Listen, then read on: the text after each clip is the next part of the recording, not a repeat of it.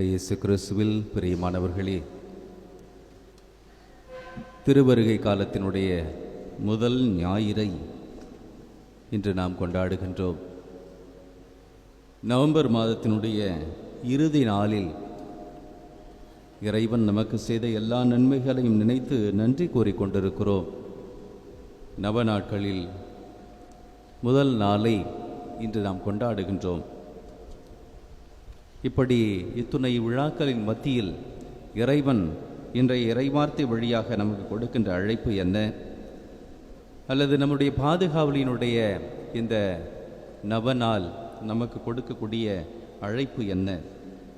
இன்றைய நற்செய்தியும் இன்றைய நவநாளும் நமக்கு கொடுக்கக்கூடிய ஒரு அழகான அழைப்பு, நம்பிக்கையை நம்முடைய வாழ்க்கையின் மையமாக கொண்டு வாழ விழிப்பாயிருக்க, ஆயத்தமாயிருக்க நாம் அனைவரும் அழைக்கப்பட்டிருக்கிறோம். அன்புக்குரியவர்களே, நம்பிக்கை என்னும் ஒரு வார்த்தையைத்தான் இறைவன் நம் ஒவ்வொருவருடைய வாழ்க்கையிலும் எதிர்பார்க்கின்றார். இயேசுனுடைய வாழ்க்கையில் அவர் செய்த எல்லா புதுமைகளிலும் நாம் பார்த்தோம் என்று சொன்னால், இந்த நம்பிக்கை என்னும் ஒரு வார்த்தையை மீண்டும் மீண்டும் அவர் எதிர்பார்ப்பதை, உச்சரிப்பதை நாம் பார்க்க முடிகின்றது. உதாரணமாக சொல்ல வேண்டும் என்று சொன்னால், 12 ஆண்டுகள் உதிரப்போக்குள்ள ஒரு பெண் 12 ஆண்டு வேதனைகளை பொறுத்து கொள்ள முடியாமல் தன்னிடம் உள்ள எல்லா சொத்துக்களையும் எல்லாவற்றையும் விற்று செலவழித்தும் ஒரு பயனும் இல்லாத ஒரு சூழ்நிலையில் தன் உள்ளத்திற்குள் நம்பிக்கையோடு இப்படி சொல்லிக் கொள்ளுகின்றார், இயேசுனுடைய ஆடை விளிம்பை நான் தொட்டால் நான் நலம் பெறுவேன். மிகப்பெரிய கூட்டத்திற்கூடாக சென்று ஆண்டவருடைய ஆடை விளிம்பை தொட்டு நலம் பெறுகின்றார். இயேசுவும் தன்னுடைய உடலிலிருந்து வல்லமை புறப்பட்டு சென்றதை உணர்ந்து இயேசு திரும்பி பார்த்து, என்னை தொட்டது யார் என்று சொல்லி கேட்கின்றார். அப்பொழுது சீடர்கள் உட்பட பலர் எள்ளி நகையாடுகின்றார்கள். ஏனென்றால் கூட்ட நெரிச்சல் இயேசுவை அமிக்க கொண்டும் இயேசுவை இழுத்து கொண்டும் சென்ற விதமாக அமைந்திருந்தது. ஆனால் இயேசு விடாது திரும்பி பார்த்து, என்னை தொட்டது யார் என்று சொல்லி கேட்க, தனக்குள் நடந்ததை உணர்ந்த அந்த பெண் முன் வந்து தனக்கு நடந்ததை கூறுகின்றார். அப்பொழுது இயேசு சொல்லுகின்றார், அம்மா, உன் நம்பிக்கை பெரிது, நீ நலம் பெறு என்று சொல்லுகின்றார். அவர் நலம் பெற்று வீடு திரும்புகின்றார். அன்புக்குரியவர்களே, இப்படி ஏராளமான புதுமைகளை, நலம் அளிக்கும் அரும் அடையாளங்களை இயேசு செய்யும் பொழுது ஒவ்வொரு முறையும் இந்த நம்பிக்கை, அம்மா நம்பிக்கை பெரிது, உன்னுடைய விசுவாசம் பெரிது, உன்னுடைய நம்பிக்கை பெரிது என்று ஒவ்வொரு முறையும் இயேசு சொல்வதை நாம் பார்க்கின்றோம். இன்றைக்கு நாம் விழா எடுத்து கொண்டாடுகின்றோமே, தூய கன்னிமரியாள் நம்முடைய பாதுகாவலி, இந்த நம்பிக்கையினுடைய விடிவெள்ளியாக அவர் இருந்தார் என்று சொன்னால் அது மிகையாகாது. அன்னை மரியாள் எலிசபெத்தை சந்திக்கின்ற அந்த நிகழ்வில் எலிசபெத்து தூய ஆவியானவரால் ஆட்கொள்ளப்பட்டு இப்படியாக சொல்லுகின்றார், என் ஆண்டவரின் தாய் என்னிடத்தில் வர நான் தகுதி பெற்றது எப்படி? கடவுள் உரைத்ததை நம்பிய நீ பேறு பெற்றவர் என்று சொல்லி கன்னிமரியாளை பற்றி புகழ்ந்து பேசுகின்றார். அன்புக்குரியவர்களே, தூய எலிசபெத்தினுடைய இந்த வார்த்தைகள் அவருடைய வாய் வழியாக வந்திருந்தாலும் கூட தூய ஆவியானவருடைய தூண்டுதலால், அவருடைய அருட்பொழிவால், அவருடைய ஆசிரால் தனக்கு முன் நிற்பவர் யார் என்றும் அவர் எப்படிப்பட்ட நம்பிக்கையை பிரகடனப்படுத்தியிருக்கின்றார் என்பதையும் தனக்கு வெளிப்படுத்தப்பட்டவராய் அந்த ஆவியானவருடைய துணையால் இப்படி சொல்லுகின்றார், கடவுள் உரைத்ததை நம்பிய நீ பேறு பெற்றவர். அன்புக்குரியவர்களே, தூய கன்னிமரியாள் ஜென்ம பாவம் இல்லாமல் பிறந்ததால் பேறு பெற்றவர் அல்ல, அல்லது கடவுளுடைய அந்த கருவை, கடவுளுடைய ஆசிரை, கடவுளுடைய கொடையாகி இயேசு கிறிஸ்துவை தன்னுடைய உதிரத்தால், தன்னுடைய உள்ளத்தால் சுமந்ததால் பேறு பெற்றவர் அல்ல. மாறாக கடவுளுடைய வார்த்தையை நம்பியதால் பேறு பெற்றவர் என்று சொல்லி எலிசபெத்து போற்றுகின்றார், புகழுகின்றார். கடவுள் உரைத்ததை நம்பிய நீ பேறு பெற்றவர். இன்றைக்கு அந்த கன்னிமரியாளிடம் இருந்த நம்பிக்கை, இதோ ஆண்டவருடைய அடிமை, உமது சொற்படி எனக்கு நிகழட்டும் என்று சொல்லி கடவுளால் முடியாதது ஒன்றுமில்லை என்ற கபிரியேல் வார்த்தைக்கு பதில் மொழியாக கொடுத்த அந்த நம்பிக்கையின் பிரகடனத்தை, அந்த நம்பிக்கையின் நங்கூரத்தை நம்முடைய வாழ்க்கையில் நாம் கொண்டிருக்க அழைக்கப்பட்டிருக்கிறோம். அன்புக்குரியவர்களே, அன்னை மரியினுடைய வாழ்க்கையை நாம் பார்த்தோம் என்று சொன்னால் 3 சிறந்த உதாரணங்களை நாம் பார்க்க முடிகின்றது. ஒன்று, கபிரியேல் வானதூதரிடம் நம்பிக்கையை பிரகடனப்படுத்தி அவர் சொன்ன அந்த வார்த்தைகள். இரண்டாவது, கானாவூர் திருமணத்தில் அவர் வெளிப்படுத்திய அந்த நம்பிக்கையின் வார்த்தைகள். தன் மகனிடம் சென்று அந்த குடும்பத்தின் தேவைகளுக்காக பரிந்து பேசுகின்றார். ஆனால் என்னுடைய நேரம் இன்னும் வரவில்லை என்று சொன்ன இயேசுவை பார்த்து அவர் ஒரு வார்த்தை முதலாய் சொல்லாது அங்கு இருந்த பணியாளர்களிடம் அவர் உங்களுக்கு சொல்வதையெல்லாம் செய்யுங்கள் என்று சொல்லி நம்பிக்கை வெளிப்படுத்துகின்றார். தன் மன்றாட்டு தன் மகனிடமிருந்து ஒருபொழுதும் புறக்கணிக்கப்படாது என்ற நம்பிக்கை அவரிடத்தில் இருந்தது. தான் கேட்பதை கடவுள் தனக்கு கொடுப்பார் என்ற நம்பிக்கை அவரிடம் இருந்தது. தான் கேட்பது தன் மகனுக்கு மாட்சியை உண்டு பண்ணும், கடவுளுடைய விருப்பத்திற்கு உட்பட்டது என்ற நம்பிக்கை அவரிடத்தில் இருந்தது.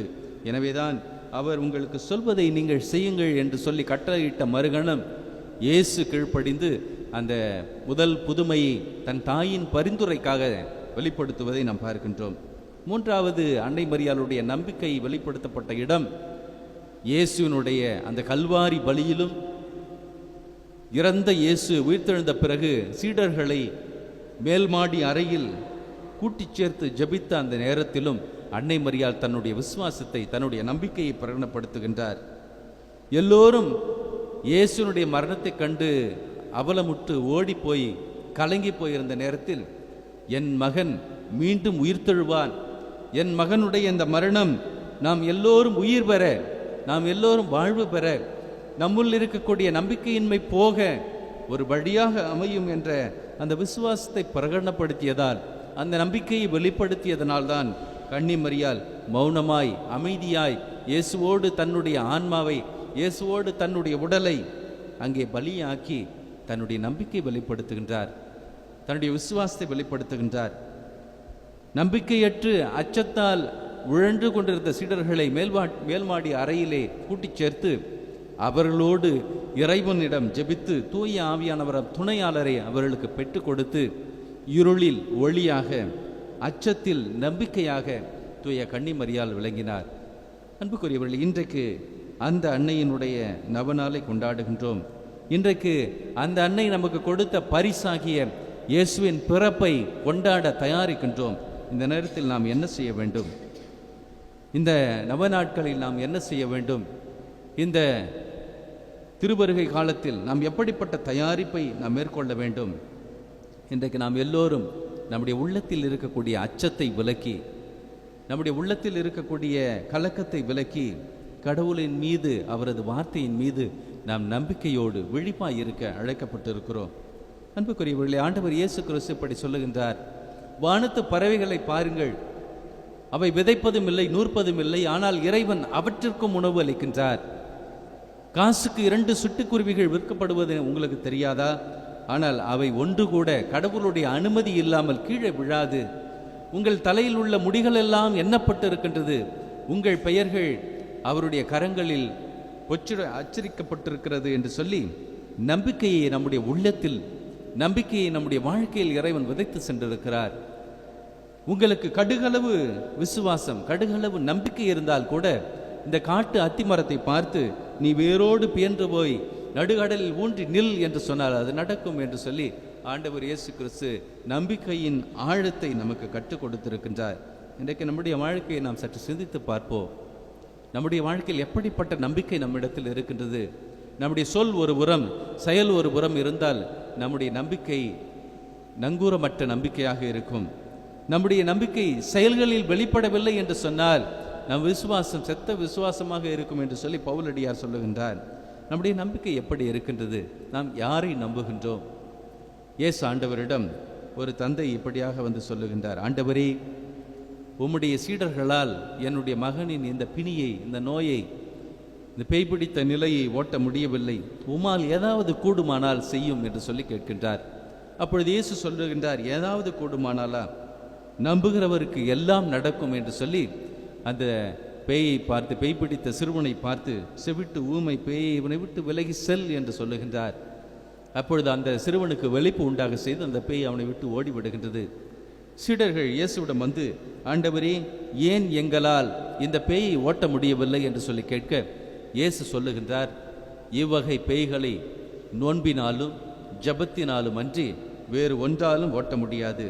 அன்புக்குரியவர்களே, இன்றைக்கு நம்முடைய வாழ்க்கையிலும் இப்படி அச்சத்தால், பயத்தால், நம்பிக்கையின்மையால் துவண்டு போகின்ற அந்த சூழ்நிலையில் இருக்கின்ற ஒவ்வொருவரையும் பார்த்து இயேசு சொல்லுகின்றார், இவ்வகை பிணிகளை, இவ்வகை நம்பிக்கையின்மையை நாம் நோன்பினாலும் ஜெபத்தினாலும் மட்டும்தான் விலக்க முடியும். அன்புக்குரியவர்களே, இந்த திருவருகை காலத்தில் நாம் விழிப்பாய் இருக்க, ஆயத்தமாய் இருக்க அழைக்கப்பட்டு இருக்கிறோம். இறைவன் எப்படி மேலே எடுத்துக்கொள்ளப்பட்டாரோ அதுபோல மீண்டும் நம்மை நோக்கி வருவார் என்று சொல்லி திருத்தூதர்களுக்கு வானதூதர் சொன்ன வார்த்தைகளின்படி இயேசு நம்மை எதிர்கொண்டு வரும்பொழுது நாம் எப்படிப்பட்ட நம்பிக்கையை வெளிப்படுத்தப் போகிறோம்? இயேசு தன் சொந்த ஊரில் ஒரு சிலருடைய பிணிகளை போக்கியது தவிர வேறு எந்த புதுமையும் செய்ய முடியவில்லை என்று சொல்லி நற்செய்தியாளர் சொல்லுகின்றார். அவருடைய நம்பிக்கையின்மை கண்டு அவர் வியந்தார் என்று சொல்லுகின்றார். அதே இயேசு தன் சீடர்களை பார்த்து சொல்லுகின்றார், மானிட மகன் மீண்டும் மண்ணுலகில் வரும்பொழுது நம்பிக்கையை காண்பாரா, நம்பிக்கையை பார்ப்பாரா என்று சொல்லி கேட்கின்றார். இறைவன் நம் ஒவ்வொருவரிடம் எதிர்பார்ப்பது என்ன? அவருடைய வார்த்தையில், அவருடைய பிரசன்னத்தில், அவருடைய உடனிருப்பில் நாம் நம்பிக்கை வைக்கின்றோமா? இயேசு நம் ஒவ்வொருவரையும் பார்த்து இப்படி சொல்லுகின்றார், நான் உங்களை திக்கற்றவர்களாக விட்டுவிட மாட்டேன், நான் உங்களுக்கு ஒரு தகுந்த துணையாளரை தருவேன் என்று சொன்ன இயேசு மீண்டும் இப்படி சொல்லுகின்றார், இதோ உலகம் முடியும் வரை என்னாலும் நான் உங்களோடு இருக்கிறேன், இதோ உலகம் முடியும் வரை என்னாலும் நான் உங்களோடு இருக்கின்றேன், நான் மீண்டும் உங்களிடத்தில் வருவேன் என்று சொல்லுகின்றார். இந்த உலக வாழ்க்கையில் இறைவன் நமக்கு கொடுத்த வாய்ப்புகளை எல்லாம் பயன்படுத்தி இறைவனின் மீதும் இறைவார்த்தையின் மீதும் நாம் நம்பிக்கை உள்ளவர்களாக வாழ்ந்தால் மீண்டும் நம்மை எதிர்கொண்டு வருகின்ற இறைவனை இரக்கத்தின் அரசராக, மீட்பின் அடையாளமாக நாம் எதிர்கொள்ள முடியும். ஒருவேளை இந்த உலக வழக்கின்படி, உலக வாழ்க்கையின்படி நாம் வாழ்ந்தோம் என்று சொன்னார், கிறிஸ்துவின் மீது, கிறிஸ்துவத்தின் மீது, கிறிஸ்துவின் வார்த்தைகளின் மீது நம்பிக்கை இல்லாமல் இந்த உலக வழக்கப்படி உலக விருப்பங்களை நிறைவேற்றும்படி நாம் வாழ்ந்தோம் என்று சொன்னால் நாம் நீதியின் அரசரை எதிர்கொள்ள வேண்டியிருக்கும். நீதியின் அரசரை நாம் எதிர்கொண்டு நிற்க வேண்டியிருக்கும். இயேசுனுடைய பிறப்பை ஒட்டிய நிகழ்வுகளில் நாம் பார்க்கின்றோம்,